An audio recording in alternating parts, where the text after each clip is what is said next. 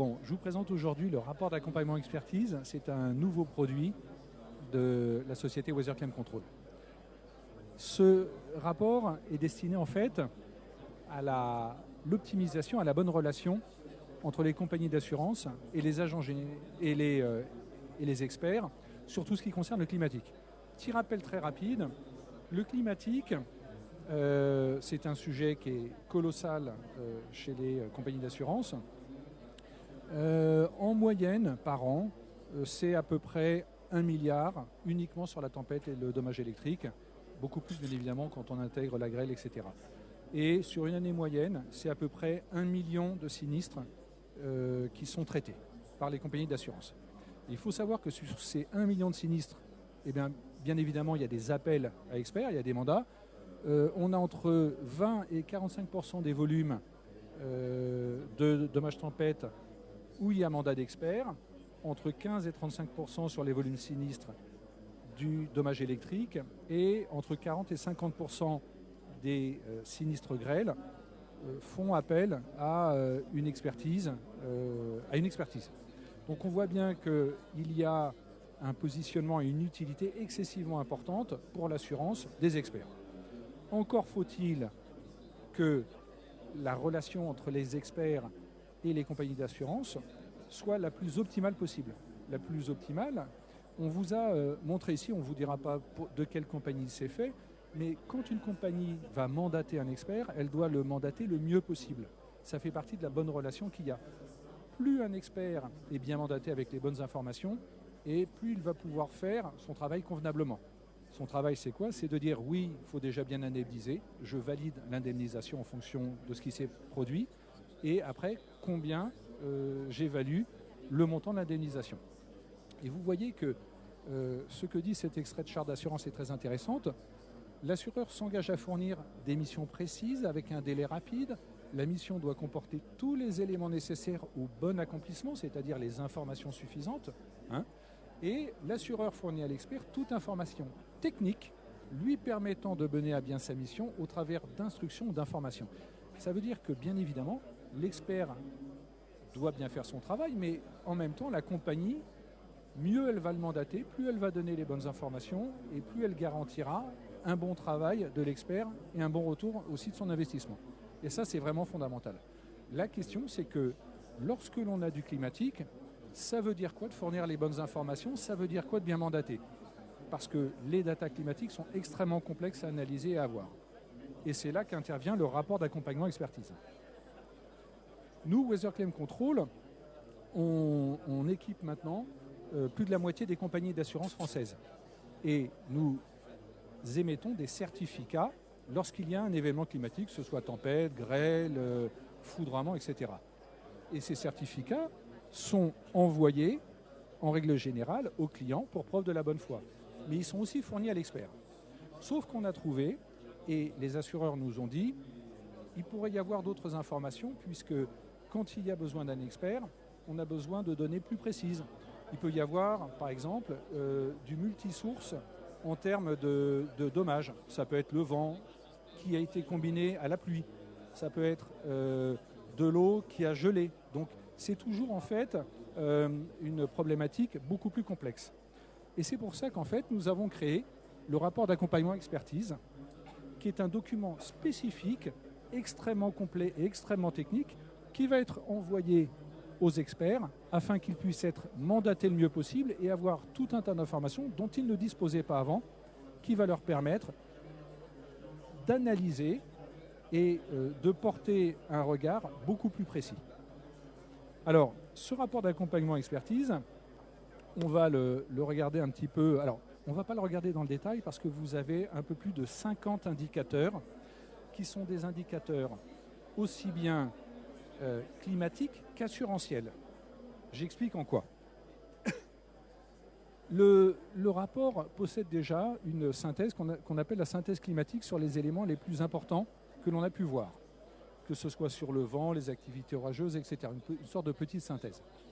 Cette synthèse va être déclinée en indicateurs précis qu'on a par la suite.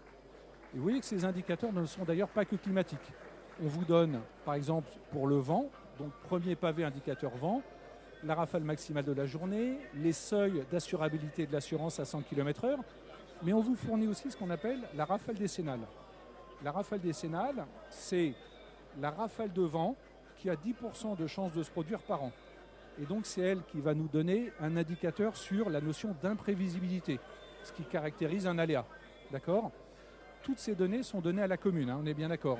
Donc c'est une analyse des vents sur 10 ans. On va vous donner aussi toutes les normes de construction à la commune, avec les taux de résistance des normes de construction des bâtis sur la commune, en fonction des vents. On va vous donner les directions du vent habituelles, de la rafale, etc. etc. Les zoniers climatiques qui vous donnent les indices de vulnérabilité de la commune au vent. Voilà. La même chose pour le chéronique. Les normes de construction chéronique de cette commune. Les indicateurs, y a-t-il eu ou non des impacts de foudre? Combien d'impacts de foudre ont touché? Est-ce que cette commune a un taux d'intensité habituel très fort ou faible quand il y a orage? Et donc, on sait que c'est prévisible ou non prévisible. Voilà. Alors, tous ces indicateurs sont très techniques, mais ils sont parfaitement compréhensibles, bien évidemment, par les experts, qui vont pouvoir les utiliser pour analyser les multicauses ou ce qui s'est vraiment produit, si les gens étaient bien préparés à ça. On a ensuite tout ce qui concerne les précipitations, où on va vous donner les indices de précipitation normatifs de la commune, et donc qui, bien évidemment, indiquent les éléments de bâti. On va vous donner ce qu'on appelle l'intensité de précipitation, à une demi-heure, à 1 heure, à 24 heures, à 3 jours, à 10 jours, et ceci comparé sur des périodes de 50 années d'observation, pour voir si on est sur des phénomènes exceptionnels ou pas, en termes de précipitation. Puis ensuite, indicateur 5, c'est 4 indicateurs en même temps, température pour tout ce qui concerne gel, les indices de risque gel, la grêle, l'inondation et les retraits-gonflements argile. Donc tout ça permet à nouveau d'avoir une visibilité sur qu'est-ce qui s'est produit ce jour-là sur la commune. Et puis enfin, on vous donne des indicateurs sur le PPRN. Vous savez que le PPRN, la commune et les habitants de la commune doivent se conformer aux demandes du PPRN. Sinon, les éléments sont non assurables. Et puis, le relevé de l'ensemble des catastrophes naturelles. Voilà donc un petit peu, globalement, le rapport d'accompagnement expert. Vous avez vu, il est très complet, mais il permet d'avoir une vision à 360 degrés de l'intégralité des éléments qui sont intéressants pour un assureur et surtout pour un expert afin de mener à bien sa mission. Ceci étant dit, qu'est-ce que c'est, qu'est-ce que ça n'est pas? Pour être important de signaler que SANER, c'est notre outil, un véritable soutien aux assureurs et aux experts. Mais ça n'est surtout pas un substitut à l'expertise. Quand on donne cet élément aux assureurs, on dit c'est pas pour remplacer les experts. Non, au contraire, c'est pour qu'il y ait une meilleure relation et que l'expert fasse au mieux son travail. C'est 50 indicateurs extrêmement spécifiques et surtout très cohérents. Ça n'est pas un document généraliste, Météo France, de ce qui a pu se produire. On est à la commune près avec l'ensemble des indicateurs de la commune, normatifs, etc. C'est une synthèse consolidée et cohérente. Toutes les informations ont été vérifiées. Elles sont cohérentes et certifiantes. Ça n'est pas un fourre-tout où on a chopé à droite, à gauche l'ensemble des documents. Nous sommes nous-mêmes nos propres sourceurs. Donc on source les données radar, on source nos données satellitaires, on source nos données Doppler, on source les données orographiques. Donc tout ce que vous avez là est cohérent. Voilà, ça n'est pas différentes sources avec différents types d'informations. Et enfin, c'est surtout une aide pour les experts et les assureurs pour faire gagner du temps et un support à la relation aussi aux assurés. Je rappelle que les experts doivent entretenir une bonne relation avec les assurés. Ça leur permet de dire, attendez, j'ai pas pris ma décision pour n'importe comment, regardez, j'ai vraiment un document qui fait état de ce qui s'est réellement produit et de l'ensemble des éléments qu'on a pris en compte. Ça, c'est très important. Et donc, ça n'est surtout pas un énième document administratif avec lequel on va ennuyer les experts ou les assurés. C'est un document facilitant. Un petit exemple. Ah bah, je suis très large en temps. Non, c'est un quart d'heure. 3 minutes. On a eu dernièrement un cas avec envoi d'expertise qui a été réglé grâce à notre document immédiatement.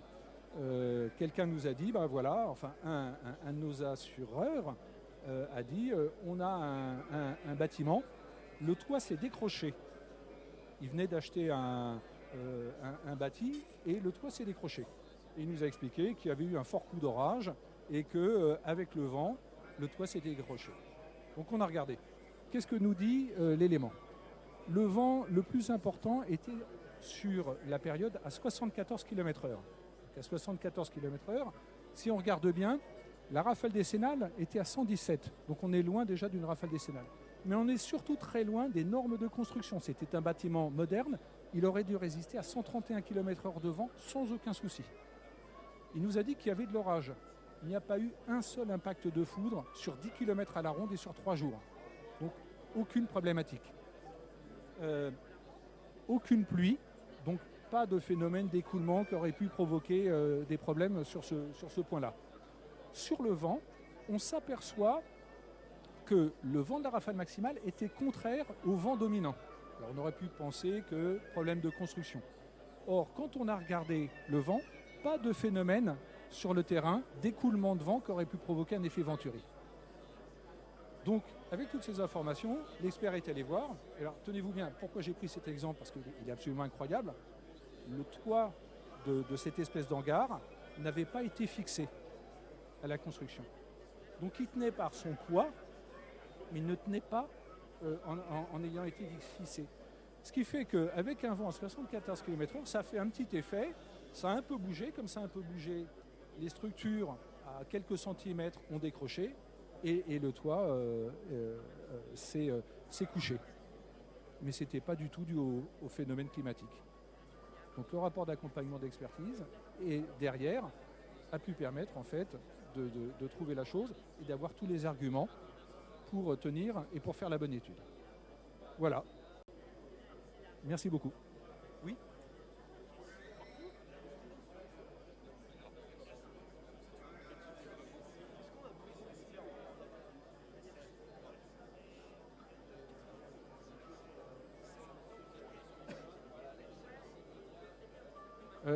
Ce rapport-là est automatique. C'est-à-dire qu'à chaque fois qu'il y a un dommage ou un sinistre qui est déclaré par quelqu'un, le rapport est créé.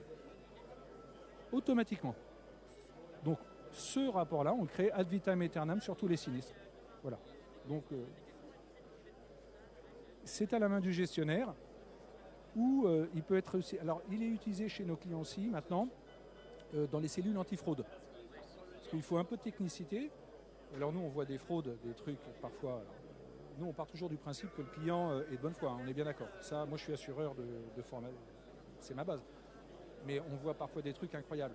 Les cellules antifraude ont la technicité, ou les inspecteurs d'assurance ont la technicité suffisante pour utiliser ce genre de truc-là et avoir une analyse plus fine du sinistre. Voilà, qu'un simple rapport, qu'un simple certificat. Voilà, oui, monsieur ? Si, ici. Non, en fait, il faut savoir que quand vous avez une commune, tous les bâtiments sont obligés d'être construits en fonction de la norme de construction de la commune. Ça, c'est une obligation légale. Vous avez deux normes de construction, excusez-moi de rentrer dans le technique, la NV65 qui est la norme de construction des bâtiments avant 2009, et l'Eurocode 1, qui est la norme de construction des bâtiments après 2009. Nous, on a l'intégralité des normes de construction, France entière, de toutes les communes. Et donc, en fait, on regarde l'intensité du vent par rapport à la norme de construction, mais aussi par rapport à la décennale, au vent décennal qui mesure l'imprévisibilité. Donc voilà, on a une multitude en fait, de facettes et de visions qui permettent aux assureurs de se caler, et surtout aux experts. Voilà. Et on me dit, c'est fini. Mais merci pour... vous pouvez venir voir notre stand, Weather Claim Control. On sera ravis de vous donner plus d'informations. Merci beaucoup.